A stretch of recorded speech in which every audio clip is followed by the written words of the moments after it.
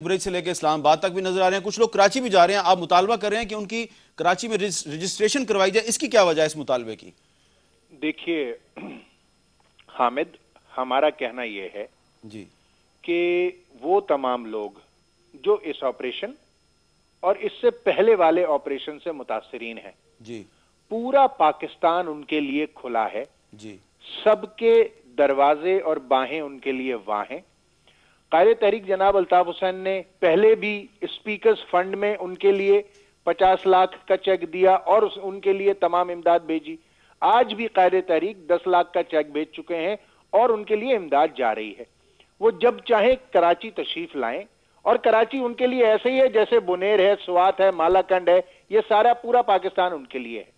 हमारे खदशात और खतरात ये हैं कि जहां पर लोग डिस्प्लेस, जो बेचारे हमारे मुसीबत ज़दा मुसलमान पख्तून भाई हैं, उन्हीं के साथ कुछ तादाद दहशतगर्दों की भी है जो वहां से निकल रही है उनके भेस में, क्योंकि ऑपरेशन हो रहा है ना, आप खुद ही कह रहे हैं ऑपरेशन की सूरत हाल है।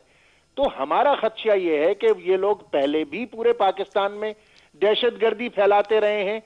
कराची ही क्या मकसूद है, पूरे पंजाब में आज जो सूरत हाल है वो किसी से ढकी छुपी नहीं है, और ये सूरत हाल कहीं भी रूनुमा हो सकती है। तो हमारा तो कहना यह है कि ये चेक तो हर जगह कायम होना चाहिए कि वो सिर्फ हमारे डिस्प्लेस्ड भाई हैं या फिर वो दहशतगर्द हैं जो वहां से राय फरार हासिल कर रहे हैं। सीआईडी रिपोर्ट्स हैं, पुलिस की सीआईडी की रिपोर्ट्स हैं कि वो लोग इनकी सूरत में कराची में दाखिल हो रहे हैं। और दूसरी बात मैं इमरान खान साहब को कहना चाहता हूं कि जमहूरियतों में बड़े लोग या बड़े आदमी कहने से नहीं बनते, मैंडेट से बनते हैं। अवाम जिनके लिए वोट करती है, मेरे ख्याल से कायदे तहरीक अल्ताफ हुसैन के पीछे तो 25 लाख से ज्यादा वोट खड़ा हुआ है और इनके पास शायद ही कोई मैंडेट है। तो ये जरा जहन में रखिए कि जमहूरियतों के तरीके कुछ और होते हैं और शायद कुछ और लोगों के कुछ और होते हैं। जी खान साहब इसका जवाब। इनको शायद पता हो या ना हो कि हिटलर भी जमहूरियत से जीता था। नाटसी पार्टी थी, वो भी वोट्स लेके आती थी, हरबे वही इस्तेमाल करती थी जो ये कर रही हैं इस वक्त कराची के। आप अल्ताफ हुसैन साहब को हिटलर कह रहे हैं? मैं कह रहा हूं कि जो फैशिस्ट पार्टीज होती हैं, जो बंदूक के जोर के ऊपर करती हैं पॉलिटिक्स, जो वो ये हरबे इस्तेमाल इंटिमिडेट करती हैं प्रेस को। पूछे कितने जर्नलिस्ट के ऊपर आज कराची में पूछेंगे कितनों को इन्होंने तंग किया, कितने लोगों को इन्होंने जो मुखालिफ थे उनको मरवाया है। इनके ऊपर केसेस देखें कितने हैं, 2000 तो एनआरओ में मर्डर केसेस माफ हुए इनके। मैं जब सिंध जाने लगा तो मुझे जब होम सेक्रेटरी ने कहा आपकी जान को खतरा है, मेरी जान को किससे खतरा है मुझे बताएं, मेरा कौन मेरी जान के पीछे पड़ा हुआ है। तो ये आप सब समझ जाएं कि ये कहना ये जब कहते हैं कि जमहूरियत तो वो नाटसी पार्टी भी क्लेम करती थी। अच्छा, मेरा ख्याल है, बहुत बहुत शुक्रिया हैदर रज़वी साहब। मेरा ख्याल है कि इमरान खान साहब अब आ रहे हैं कराची में और यकीनन इनकी जान को वहाँ पे कोई खतरा नहीं होगा, और इस दफ़ा ये कराची आए तो मेरा ख्याल है कि आपको भी चाहिए कि इनका इस्तकबाल करें। यहाँ पे एक छोटा सा ब्रेक लेते हैं, ब्रेक के बाद दोबारा मिलते हैं। फोन का जिसने 100 रुपए मजीद इस्तेमाल करने पर मुझे दिए 5000 SMS, बिल्कुल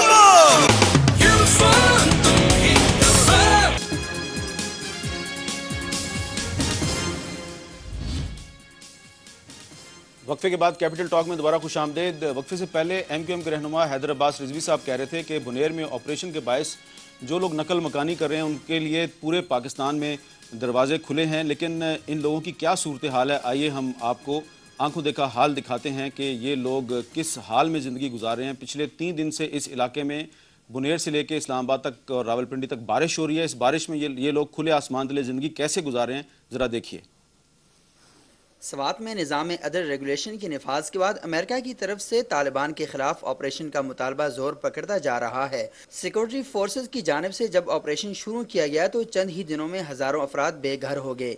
ऑपरेशन का मुतालबा करने वालों के पास बेघर अफराद की देखभाल का कोई मंसूबा नहीं, और ये बेघर अफराद खुले आसमान तले हालात की सितम ज़रीफ़ी का शिकार हैं। पीर बाबा के मकाम से बहुत बड़ी तादाद में ख़वातीन और बच्चे इस वक्त सवाबी की जानब जा रहे हैं। बुनेर में फौजी ऑपरेशन के बाद अवाम अजीब ही ज़हनी कशमकश का शिकार हैं।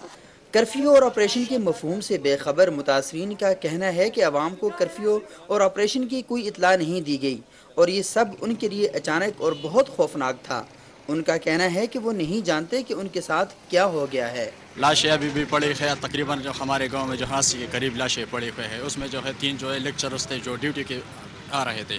اس میں جو ہے ہمارا قریبی بندہ تو وہ بچ گیا تھا نکل کے. تو اس میں جو شیلنگ کی تھی پہلے جو توپ خانے سے پھر ہیلی کاپٹر سے شیلنگ کی تھی, تو نہ تو اس کو کوئی وارننگ دی تھی اور نہ تو کوئی ایسے اطلاع ملی تھی, نہ کوئی میڈیا ہے. میڈیا بجلی سارا وہاں میڈیا جو ہے فیل.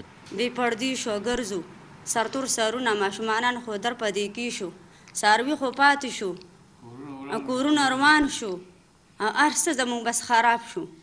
جو مونږ خپل مړي دغه شان د کورونو کې پرېښو, د کورونه خو خوشي پاتې کړله, د هېڅ شي پته راته نه وه, د برې نه راباندې بمباری کېږي, ماشومانان څه خو راوسته څه پاتې شو. یہ سوابی کا ایک گرلز اسکول ہے جس کے ایک کمرے میں اس وقت 50 افراد رہائش پذیر ہیں. گولے اور بارود کی دہشت نے معصوم بچوں کے چہروں پر خوف کے سائے مزید گہرے کر دیے ہیں.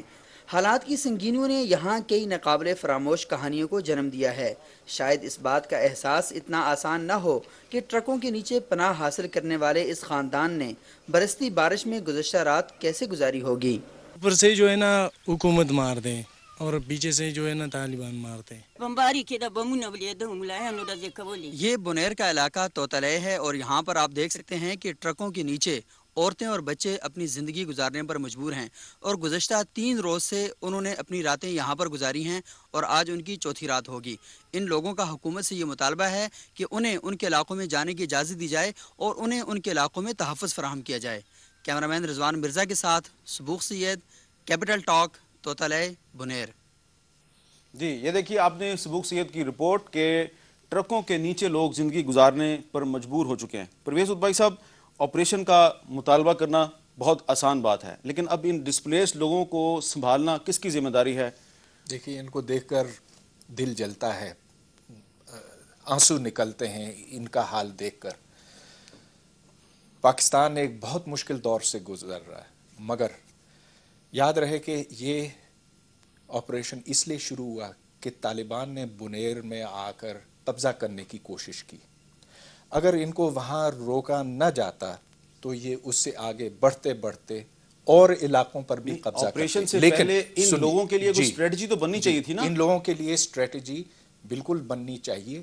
ان کو مکمل حد تک پناہ دینے کی ضرورت ہے. جہاں جہاں کیمپ بنے ہیں وہاں پورے کھانے پینے کا انتظام ہونا چاہیے. دوسرا یہ کہ جس طرح سے یہ جنگ لڑی جا رہی ہے, میں تو سمجھتا ہوں کہ یہ اس علاقے کے لیے اور اس طرح کی جنگ کے لیے یہ طریقہ کار ٹھیک نہیں ہے.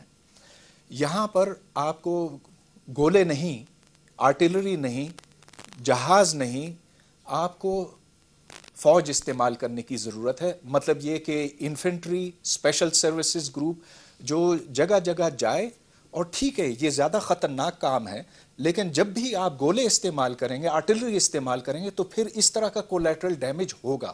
اور میں سمجھتا ہوں کہ ایسا نہیں ہونا چاہیے. فوج کو اس سے سبق سیکھنا چاہیے. وہ سبق, لیکن جب فوج ایسا نہیں کرتی تو پھر آپ بھی اسی پروگرام میں آگے کہتے ہیں کہ فوج ملی ہوئی ہے ان کے ساتھ. نہیں, آپ مجھے غلط ریپرزینٹ نہ کریں. میں نے یہ کہا, آپ نے کئی مرتبہ کہا کہ فوج ان کے ساتھ ملی ہوئی ہے. 2 علیحدہ باتیں ہیں. پہلے مجھے اس کو مکمل کرنے دیجیے.